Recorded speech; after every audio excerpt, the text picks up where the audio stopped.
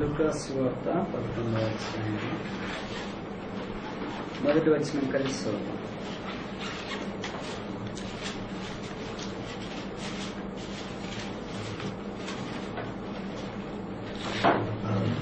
లూకాసు సువార్త 11వ అధ్యాయము మొదటి వచనం కలిసి చదువుతాం.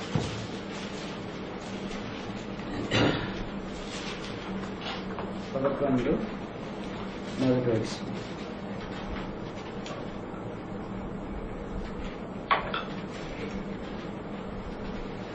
ఆయన యొక్క చోట ప్రార్థన చేయించలేదు.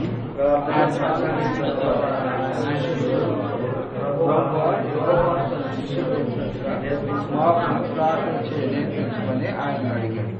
మాకును ప్రార్థన చేయ నేర్పమని ఆయనను అడిగాను. ప్రార్థన నేర్చుకోవాల్సిన ప్రాముఖ్యమైన విషయం. శిష్యులకే ప్రార్థన చేయడం రాదు అంటే మనకు అనుమానం. 3.5 సంవత్సరాలు యేసు ప్రభువుతో ఉండి వాళ్ళకి ప్రార్థన రాదంట. మనం యేసు ప్రభువుని గూర్చి విన్నాము, కానీ భౌతికంగా చూడలేదు. కానీ మనకేం ప్రార్థన వస్తుంది?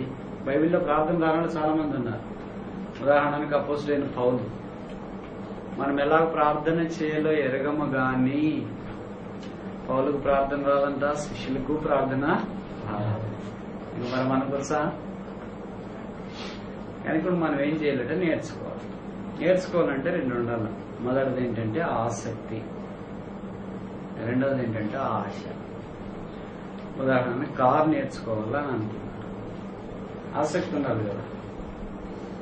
రెండవది ఆశ కూడా ఉండాలి. ఒకటే ఉంటే సరిపోదు.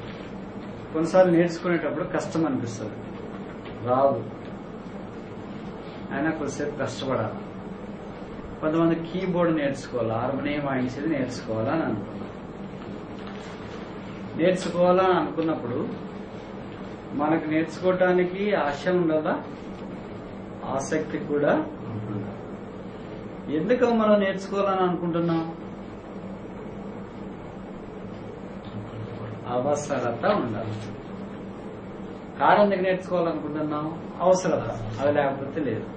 కీబోర్డ్ ఎందుకు నేర్చుకోవాలనుకున్నా? ఎవరు లేరు కదా వాయించేవాళ్ళు, నేర్చుకుంటే నేను వాయించవచ్చు కదా, దేవుని నామానికి మహిమ ఉంటుంది అని అవసరత. కనుక ప్రార్థన కూడా ఒక అవసరత, ఇట్స్ ఎ నీడ్. ఉదాహరణకి ఈత నేర్చుకోవాలనుకున్నాం, అంతేనా? అవసరత. కానీ ప్రతిదీ మనం నేర్చుకోవాలని అనుకుంటే అవసరత అనేది ఉంటుంది. శిష్యులు యేసు ప్రభువుని ప్రార్థన మాకు నేర్పించు అని అడిగారు. అంటే యేసు ప్రభు ప్రార్థన వచ్చు, వాడికి రాదని అర్థం. వచ్చిన వాళ్ళని అడుగుతాం కానీ రానోళ్ళని అడగాం కదా. కారు వచ్చిన వాళ్ళని అడుగుతాం, కారు నాకు నేర్పించండి. కీబోర్డ్ వచ్చిన వాళ్ళని అడుగుతాం, కీబోర్డ్ నాకు నేర్పించాను. ఈత వచ్చిన వాళ్ళని అడుగుతాం, ఈత నాకు నేర్పించాను. రానోళ్ళ దగ్గరికి వెళ్ళి నాకు కూడా ఈత నేర్పించంటే వాళ్ళు మనం ఇద్దరు మునిగిపోతాం, అంతేనా? సాధారణ నేర్పించని వెంటనే నేర్పిస్తారా లేదా? నేర్పిస్తుంది. చాలా మంచివాడు. ఏ వ్యక్తి నేర్పించమని వెంటనే నేర్పిస్తాడు. అంతెందుకు, భార్య భర్తలే ఉన్నారు. భర్త భార్యను అడిగాడు అనుకో, అమ్మాయి నీకు ఎప్పుడైనా ఆరోగ్యం బాగోలేకపోతే నేను కొద్దిగా టీ చేసుకోవాలా, ఎట్లా చేసుకోవాలా నేర్పి చెప్పు అని అన్నాడు. నేర్పించని కూడా కాదు, చెప్పు అని అన్నాడు అనుకో. అది ఎక్కడ వస్తుందండి మీకు? పాలు గాయించడమే రాదు, ఆగిపోతాయి, కింద వెళ్ళిపోతుంది, నువ్వు స్టవ్ సిమ్లో పెట్టుకోలేవు. అదే నీకు చాలా కష్టంలే, రాదులే. ఏదో ఉన్నింది తాగో, లేకపోతే బయట ఏదో ఒకటి తాగిరా, తర్వాత చూసుకున్నావులే. ఏదో కొద్దిగా నేర్పించవచ్చు కదా అని అంటే రాదు. సరే వంటలోనే నేర్పించు, అది కూడా రాదు. భార్యతో కాకుండా వాళ్లే పెళ్లి కాకముందు నేర్చుకుంటే నేర్చుకున్నట్ల, పెళ్ళైన తర్వాత నేర్చుకోవడం అనేది. అలాగే ఎవరైనా మనం కీబోర్డ్ తెలిసిన వాళ్ళు ఉన్నారు, హార్మోనియం నేర్చుకునేవాళ్ళు. వాళ్ళని వెళ్ళి మనం అడిగాం, బ్రదర్ నేను హార్మోనియం నేర్చుకోవాలనుకుంటున్నాను, నేర్పండి అంటే అది ఎట్లా వస్తుంది బ్రదర్? చాలా కష్టం, దేవుని వరం ఉండాలండి, ఊరికి రాదు, అది ప్రాక్టీస్ చేయలేదు, తమాషనా అట్లా అంటారు. అటు చేసి మనం బాగా ఇంకా వాళ్ళు ఎంటబడ్డామనుకో, అసలు నీ కీబోర్డ్ లేకుండా ఎట్లా వస్తుంది, ఫస్ట్ నువ్వు కీబోర్డ్ తెచ్చుకో అంటారు. సరే మనం మీద కష్టాలు పడి అపసోపాలు పడి కీబోర్డ్ తెచ్చుకున్నాం. తెచ్చుకున్న తర్వాత ఊరికి కీబోర్డ్ తెచ్చుకుంటేనే వస్తుందే, ఎప్పుడో ఒక సమయానికి రావాలా, కలిసి ఉండాలా, అప్పుడు ప్రార్థన కీబోర్డ్ నేర్చుకోవడం తేలికైతుంది అని అంటారు. సో మొత్తానికి వాళ్ళు నేర్పించాలి అని వాళ్ళు చిరు ప్రయత్నం చేసేటప్పటికే మనకున్న ఆశ కూడా పోతుంది, ఆసక్తి కూడా పోతుంది, అవసరత కూడా వద్దులే అని అంటారు. ఇంకా ఆ తర్వాత మానేస్తాం. అక్కడ చాలా మంది అన్ని మానేసిన వాళ్ళు ఇక్కడ కొంతమంది ఉంటారు, ఈత గాని కీబోర్డ్ గాని ఇట్లాంటివి ఇంక నేర్పించరు, రాదు అని మానేస్తారు. అంతేనా? కానీ యేసుప్రభు ఎంత మంచోడంటే ప్రార్థన మాకు నేర్పించాలని వెంటనే, అది మీకు రాదులే, మీరు చేయలేరులే, మీకు కష్టంలే అనే మాటే లేదు ఇక్కడ. వెంటనే మాకు నేర్పమని అడిగాను. వెంటనే రెండవ వచనంలో ఏముందంటే, అందుకు ఆయన మీరు ఇలా ప్రార్థన చేయాలి. ఎవరైనా అంత వెంటనే చెప్తారా? టీచర్ని పిల్లలు టీచర్ని అడిగారు అనుకో, సార్ మాకు ఇది చెప్పాను, వెంటనే చెప్తాడా? యేసు ప్రభు వెంటనే వారికి ప్రార్థన నేర్పించారు. అంటే యేసు ప్రభు ఇన్ని రోజులు ప్రార్థన చేసేది వాళ్ళు చూసారేమో, ఆయన మాదిరి మనం చేస్తే ఎంత బాగుంటుందని అనుకున్నారేమో. అంతే కదా? ఎవరైనా బాగా వాయిద్యం వేస్తుంటే అప్పుడు వాళ్ళ మాదిరి వాయిద్యాలు వేస్తే ఎంత బాగుంటుంది, బాగా ఎవరైనా పాటలు పాడుతుంటే వాళ్ళ మాదిరి పాటలు పాడేది నేర్చుకుంటే ఎంత బాగుంటుంది. ఏదైనా మనం చూసిన తర్వాత మనకు ఆశ కలదు. యేసు ప్రభులో వాళ్ళు చూసింది ప్రార్థన చేసేది. మాకు బోధ చేయడం నేర్పించమని అడగలేదు యేసు ప్రభు, మాకు దయాలు కొట్టేది నేర్పించని అడగలేదు, మాకు చేపలు పట్టేది నేర్పించని అడగలేదు, మేము సముద్రం మీద నడిచేది ఎట్లా మాకు నేర్పించని అడగలేదు, చాలా మంది ప్రజలను ఆకర్షించేది ఎట్లా నేర్పించని అనలేదు. కనుక ఇలాంటి భౌతికమైనవన్నీ అడగలేదు. వీటన్నిటికి మూలమైంది ప్రార్థన. అందుకనే వాడు ప్రార్థన అడిగినారు, టీచ్ అస్ టు ప్రే, మాకు ప్రార్థన నేర్పుము, మాకును ప్రార్థన నేర్పుమని ఆయనను అడిగి. ఇప్పుడు ఒక చిన్న ప్రశ్న, లూకాసు సువార్తలో యేసు ప్రభు వారు ఎన్నిసార్లు ప్రార్థన చేసినారు? ఆ మాటకు వస్తే మనకు 4 సువార్తలు ఉన్నాయి. యేసు ప్రభు వారు 3.5 సంవత్సరాలు పరిచర్య చేసిన దినాల్లో ఆయన చేసిన ప్రార్థనలు సువార్తల్లో అక్కడక్కడ రాస్తూ వచ్చినారు.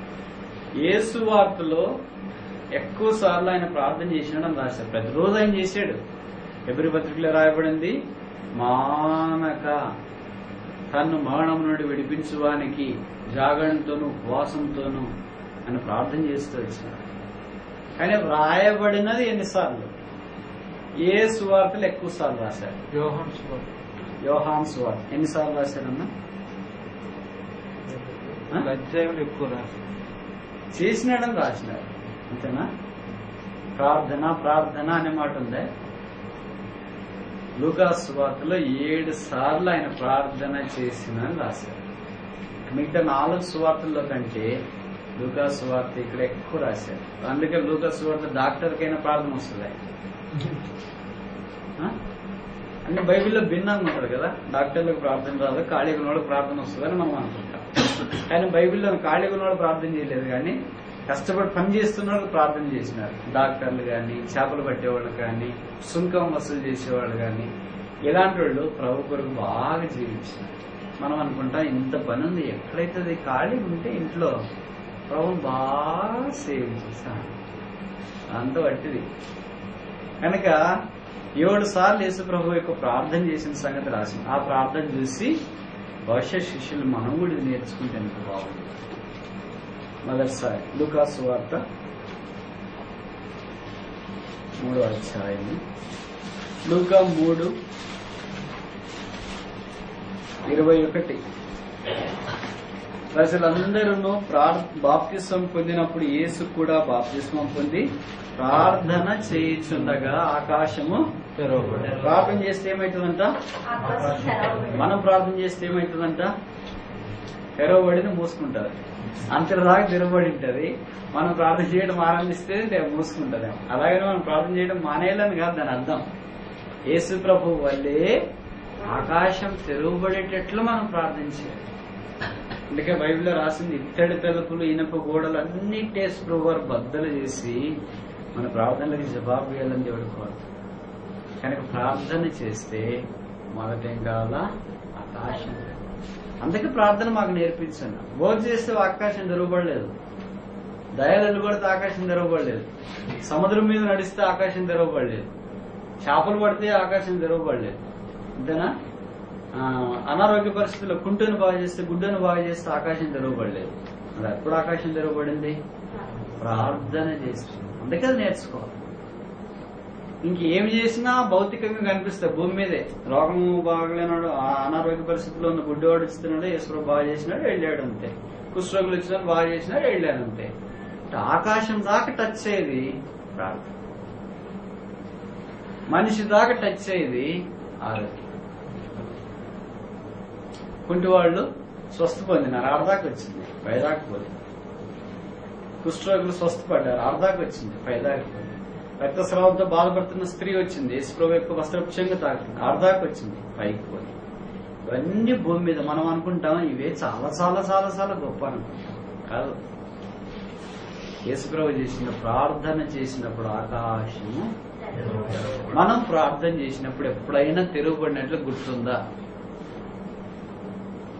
ప్రార్థన చేస్తే కదా గుర్తుంటానికి. అంతేనా? మరి చేస్తున్నాం కదండి, ఈరోజు హాఫ్ నైట్ ప్రేయర్ పెట్టాం కదా అని అంటాం. పెట్టినాం. యేసు ప్రభు చేసినట్లు చేయాలి మనం. అంతేనా? యేసు ప్రభు ఎట్లు చేసినాడు? దేవుడితో అన్యోన్యంగా ప్రార్థన. ఎక్కడ ఇద్దరు ముగ్గురు నా నామాన్ని మోకరించి ప్రార్థన చేస్తారు కనుక ఇద్దరు ముగ్గురే అన్నాడు. ఎక్కువ మంది చెప్పలేదు. 10 మంది నా నామాన్ని ఎక్కడ ప్రార్థన చేసి ఏక మనసుతో ప్రార్థన చేస్తారు, వారి ప్రార్థన ఆలకిస్తారని చెప్పలేదు. ఇద్దరు ఏక మనసుతో చేస్తేనే చాలంట. అంటే అర్థం ఏంటి? ఇద్దరు ఏక మనసు ఉండరు అని అర్థం. నేనేమో దీని కొరకు ప్రార్థన చేయాలనుకుంటాం, పక్కనున్న బ్రదర్ ఏమో ఇది ఎందుకు చేస్తాడు అబ్బాయి, ఆయన భారమే, ఆయన చెప్తే ఏనాడు ఆయన మనసులో అనుకుంటుంటాం, ఆయన ప్రార్థన చేస్తాడంటాడు, చివరికి ఆమెను అంట. అంతేనా? అందుకే మనకేం అనిపించట్లేదు ఏది. అందుకే మీరు బైబిల్లో చూడండి, ఇద్దరే కలిసి చేసిన ప్రార్థనలు, ముగ్గురే కలిసి చేసిన ప్రార్థనలు దేవుడు ఎంత బలంగా చేసిన. ఉదాహరణకి మోషే, హూరు, యెహోషువలు ప్రార్థనా పరిషత్లో పాల్గొన్నారు. దేవుడు శత్రువుల మీద వారు విజయం దయచేశారు. అలాగే అపోస్తలుల కార్యాలు 16వ అధ్యాయంలో పౌలు, శీల రాత్రి ప్రార్థన, ఇద్దరే ప్రార్థన చేసింది, కానీ వారికి విజయం వచ్చింది. అది యేసుప్రభు కోరిన ప్రార్థన. ఇప్పుడు యేసుప్రభు ఎవరు ఏకీభవిస్తున్నారు మరి ప్రార్థన చేసినప్పుడు? ఇద్దరు ప్రార్థన చేయాలి కదా. ఒకరు చేయకూడదు తప్పని కాదు దాని అర్థం. ఒకరు చేయాల్సిందే. ఒకరికంటే ఎక్కువ మంది ఉన్నప్పుడు ఇద్దరు కలిసి చేయడం మంచిది. యేసుప్రభుతో పాటు ఎవరు చేశారు మరి? తండ్రి అయిన దేవుడు, నీవు నా ప్రార్థన ఎల్లప్పుడూ అంగీకరించి ఉన్నావని నేను నిన్ను స్తుతిస్తున్నాను. కానీ యేసుప్రభు ప్రార్థన చేస్తే తండ్రి అయిన దేవుడు కూడా ఆమేన్ అవునగాక. ఇంక వాళ్ళిద్దరు ప్రార్థన చేస్తే ఆకాశం తెరవబడకుండా ఎలా మూసుకుంటుంది? కనుక మనం కూడా ప్రార్థన చేసినప్పుడు పరిశుద్ధాత్మ దేవుడు ఏకీభవించి ఇతరులు విశ్వాసాలు ఏకీభవించినప్పుడు ఇప్పుడు ఆకాశం తెరవబడుతుంది. ఇప్పుడు ప్రశ్న, మామూలు సాధారణంగా మనం ఎవరైనా మెసేజ్ ఇస్తున్నప్పుడు లేదా వర్తమానం వస్తుంది, దేవా ఈ దినం ఆకాశం తెరవబడినట్లు సహాయం చేయ ప్రభు అని ప్రార్థన చేస్తుంటాం కదా. చాలా మంచిది. ఏం ఆకాశం తెరవబడ్డంటే బైబిల్లో ఎంతమందికి ఆకాశం తెరవబడింది? పాత నిబంధనలు ఎంతమందికి తెరవబడింది? కొత్త నిబంధనలు ఎంతమందికి తెరవబడింది? తెరవబడ్డంటే ఏంటి?